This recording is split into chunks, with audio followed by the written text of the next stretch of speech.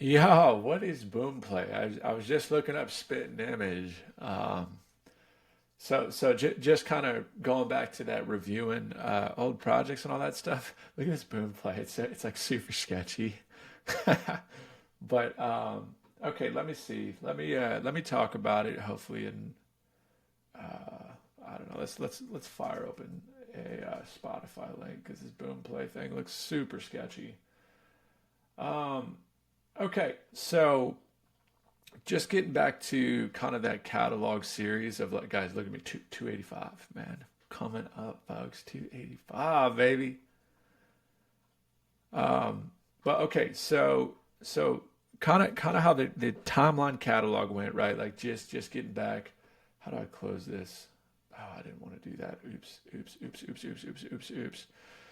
Rookie moves, guys. But okay, so the timeline of how stuff I mean, look how just ridiculous this catalog is. I mean, it just goes and goes and goes and goes. Like I've made a ton of music, a ton of bad music too, but yeah, so in a ton of good records too, and good moments. But early on, right? So we went through Broken Home, then that led me to Goddamn, and then Something Cold for the Summer was like this like momentum of like, man, I'm gonna take this thing serious and like actually try to do music somewhat intentionally. Ooh, I forgot about this single right here. We're gonna kind of breeze over it, but that was also like, like let me do this single, and it was kind of like, yeah, it was just a little bit better than Something Cold for the Summer, but it was still kind of like, I don't know, that record's kind of interesting. It's like EDME, but like not, but like Little Peep meets XXS Tentacion meets like bad autotune. Um, but this this girl actually dated for a little bit there. She was cute as ever, but we ended up not working out or whatever. But long story short, all that momentum led to Spittin' Image, and Spittin' Image it had two singles on here. It was El Chapo and Sunshine. And I really like this project. This was like me being like, man, I'm kind of here, And this was like me trying to record every single day professionally on a schedule and be like, nope, this is what I'm doing. This is what I'm doing it. And I had my like little setup in my apartment, and I had my little savings account. And I was like, I'm gonna live on this, and give me like 2 months, and I'll start making money from music. And so I thought it would only take 2 months, and yeah, but I had made a few songs, and there's a few songs that I think are still somewhere in the vault that I didn't post. But some of the good ones that came out of here were actually taking out the trash. I really like this song still. Sunshine was like me kind of like rapping and just like starting to get a thing. But El Chapo, like a lot of people really liked that song. It seemed to be like, oh, okay, like and this is actually a record I performed, and it was so fun because there's a part in here where it says "oh oh," and I would have the audience yell that. So here I'll unless it's my best is like, this am part. I gonna make it? Am I I don't know how well you guys can hear that. It's coming through my laptop speakers, but basically it's like am I gonna make it? Oh oh, no no no, date it. Oh oh.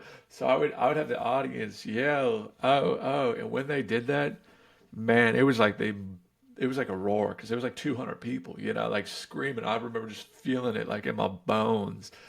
Oh man, when they first did it, I was like, whoa, like holy shit, like golly. But so that was kind of this era, and I like this project because it was my attempt at quality over quantity, and I might have recorded like 20 or 30 songs to come out with these seven, and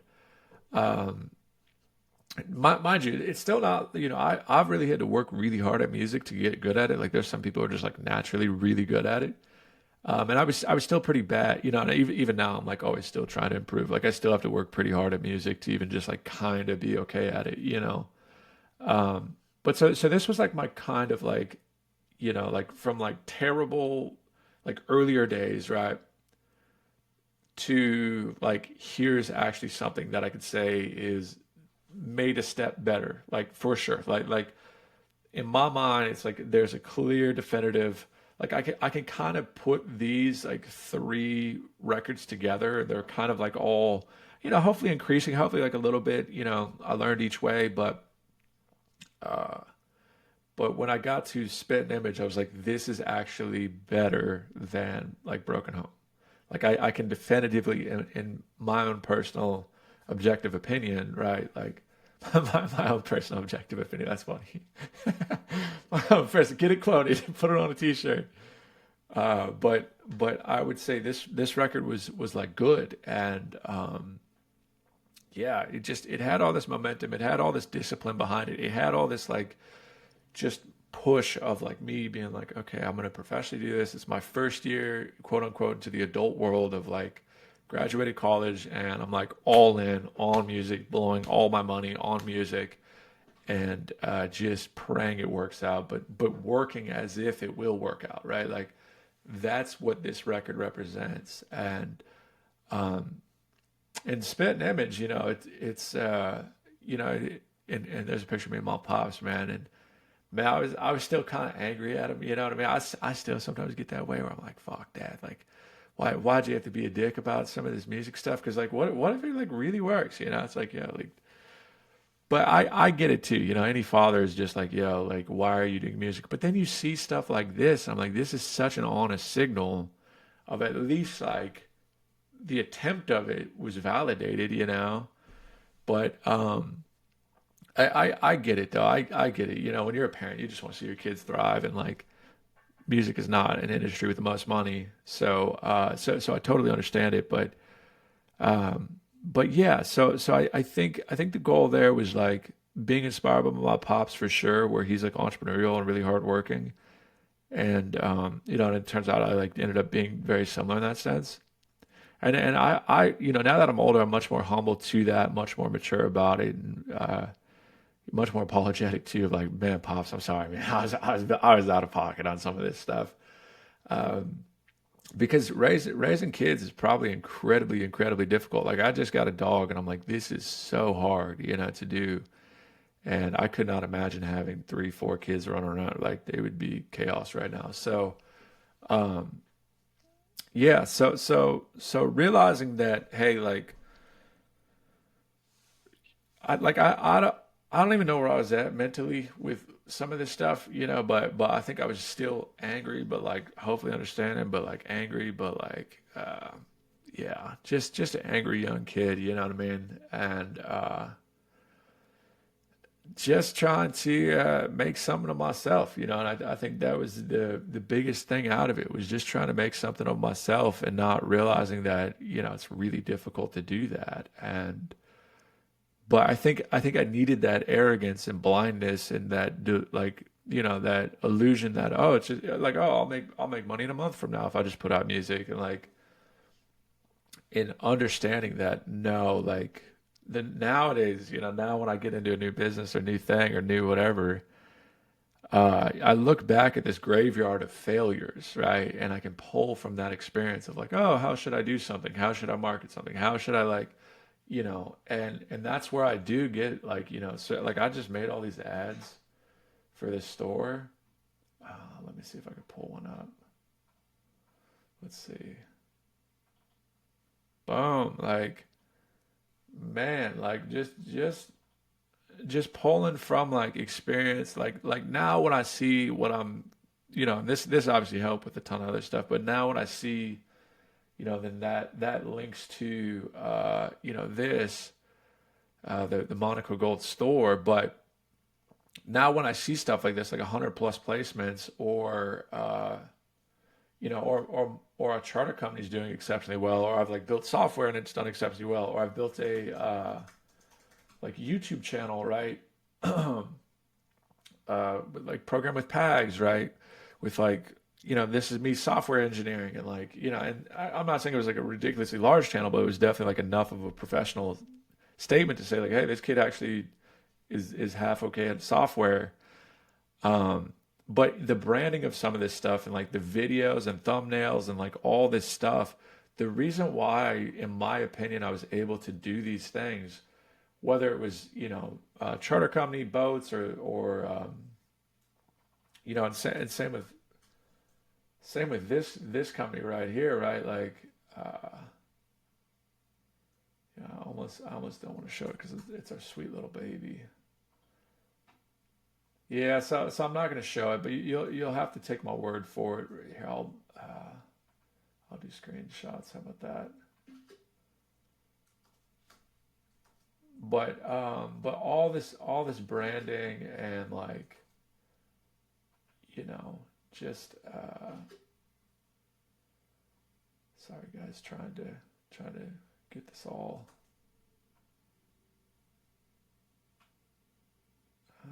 over here, right? But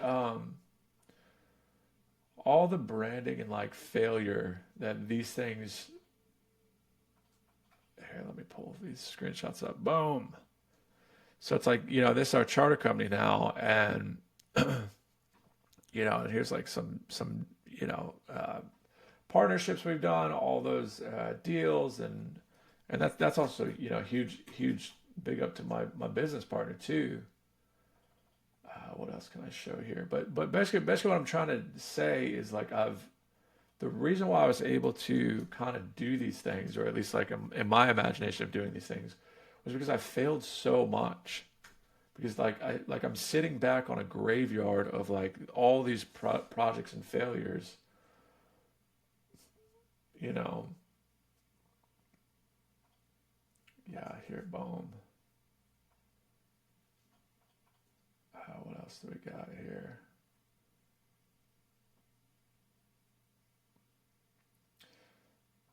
But it's not like like this is. Here, I'm going to show you all real quick. One more screenshot. Boom. Let's see if it pops up real quick. Boom. But it's like this is like 346 reviews for our company. 5-star review, right? Like not too shabby, right? And and it's like in my mind, like the reason why I was able to do some of these things, right, or build I don't know, vcell.dating, right? This is like another thing I'm working on, a little bit of software to help relationships. Shit, where did that go? Vcell.dating, boom. This is going to be a bit of software to help relationships, but the reason why I was able to build all these things that are very aesthetically pleasing, or like I worked on the Lightning Network. This is for a Lightning contract here that generates hold invoices, right? So if this is a let me go ahead and demo this a bit, right? Not that this is any relevant to music, but the reason why, and this is generating a real hold invoice from the Lightning Network, from a legitimate Lightning node, right? Like, and it looks and it is professional, and like, and I also went to go work at a company here. If I go to LinkedIn real quick, like I've worked at very professional companies, right? Let me kind of show some of the experience here, right? Like boom, right? Like all these things, and worked at this company, and Honeydew Health, and Sentiment, this thing, that, and I built a lot of stuff, Wallacore and these things, and they're all great companies and great people. But I was able to build all these things and do it with a sense of professionalism, a sense of like, like, oh man, like I actually know what the fuck I'm doing, because I failed so many times, and it was back to these days of like back in 2018, just being a hungry kid trying to go online and try to pitch these mixtapes, and just fail and fail and fail and fail. So when I do stuff now, I'm not just doing it blindly. Like I'm, and I mean, I should put an asterisk next to that. Like some stuff you're always going to figure out on the job while you're doing something, right? Like you can't guarantee nothing. You definitely need God and a whole lot of help. But the reason why, hopefully there's some consistency to what I'm doing these days, right? Like I hope, um, but I attribute it to failures. You know what I mean? Like I've got a graveyard full of failure, and this was like kind of one of them, right? Where I had like professionally set out on this journey, and I remember I put out this mixtape. I think it was like December 5th, if I'm not mistaken, or December 7th, something like that. Let's check the date. Let's see, December 7th. Nice, I remembered that. And I think XXX Tentacion's like Skins mixtape came out then or something. Let's see.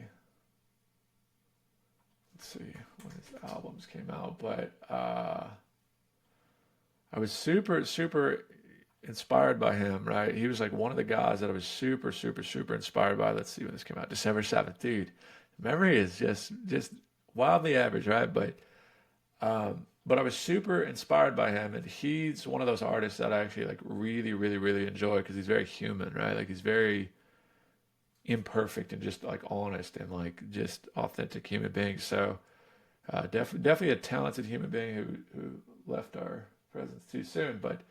Um, but this time, this era was like very much modeling like just learning and like failing forward and just stumbling, and it was so frustrating and so discouraging because now I've got a graveyard of all these also like accolades that I could be like, yeah, no, I did this and this and this and this, and there's this thing with these numbers and da da da, I could do it with 10 different industries, right? But like, or certainly three of them, but like, but when it comes to this time, I had none of that.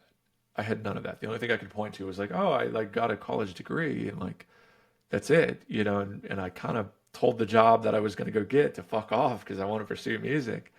So it was, yeah, it was definitely like a really mentally trying era right around now. But Taking Out the Trash is an oldie but a goldie. I still like it. I'll listen to this every once in a Gonna be a while. lot right in every Like, okay, not bad, not bad. But yeah, just to give context, and when I went all in on that project, it was like, man, it's got to work. This has got to work, and that's, you could see how long ago that was and how much life has been lived between then and now. But yeah, so that's a little context about Spit and Image. Hopefully that kind of puts that thing. It was like this like attempt at professionalism and like trying to just be like, hey, I'm here as a professional musician, guys, and but yeah.